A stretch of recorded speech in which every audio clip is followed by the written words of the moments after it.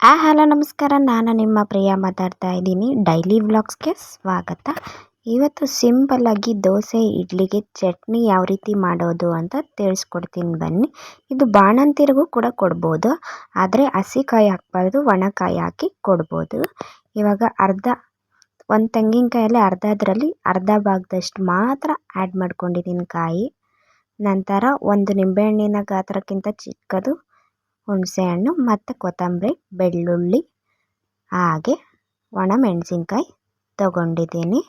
ನಂತರ ಒಂದು 1/4 ಕಪ್ಪಷ್ಟು ಹುರ್ಗಡ್ಲೆ ತೊಗೊಂಡಿದ್ದೀನಿ. ನಂತರ ಕಲ್ಲುಪ್ಪು ತೊಗೊಂಡಿದ್ದೀನಿ.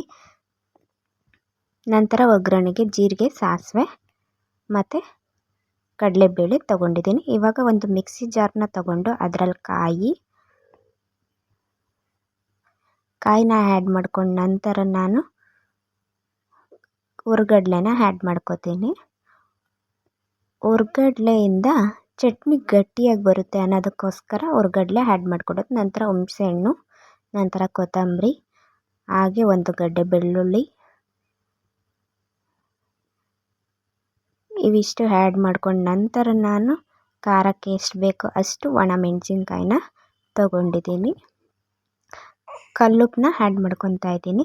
ಯಾಕಂದರೆ ಕಲ್ಲುಪ್ಪು ಆ್ಯಡ್ ಮಾಡ್ಕೊಳೋದ್ರಿಂದ ನಾವು ಯಾವುದೇ ರೆಸಿಪಿ ಮಾಡಿದ್ರೂ ಒಂದು ಟೇಸ್ಟು ಬೇರೆ ಥರನೇ ಬರುತ್ತೆ. ಪುಡಿ ಉಪ್ಪಿಗಿಂತ ಕಲ್ಲುಪ್ಪು ತುಂಬ ರುಚಿ ಕೊಡುತ್ತೆ. ನಂತರ ಒಂದು ಗ್ರೈಂಡ್ ಮಾಡ್ಕೊಂಡು ಬಂದುಬಿಡೋಣ. ನೋಡ್ತಾ ಇರ್ಬೋದು ಗ್ರೈಂಡ್ ಮಾಡಿ ನಂತರ ಯಾವ ರೀತಿ ಪೇಸ್ಟ್ ಆಗಿದೆ ಅಂತ. ನಂತರ ಈಗ ಒಂದು ಪ್ಯಾನ್ನ ಬಿಸಿಗೆ ಇಟ್ಕೊಂಡಿದ್ದೀನಿ.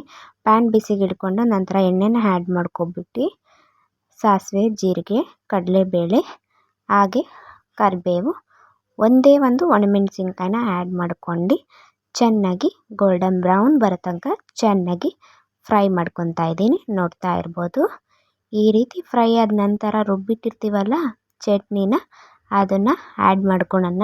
ಸ್ಟವ್ ಫಸ್ಟು ಆಫ್ ಮಾಡ್ಕೊಬಿಡೋಣ. ನಂತರ ಚೆನ್ನಾಗಿ ಈ ರೀತಿ ಮಿಕ್ಸ್ ಮಾಡ್ಕೋಬೇಕು.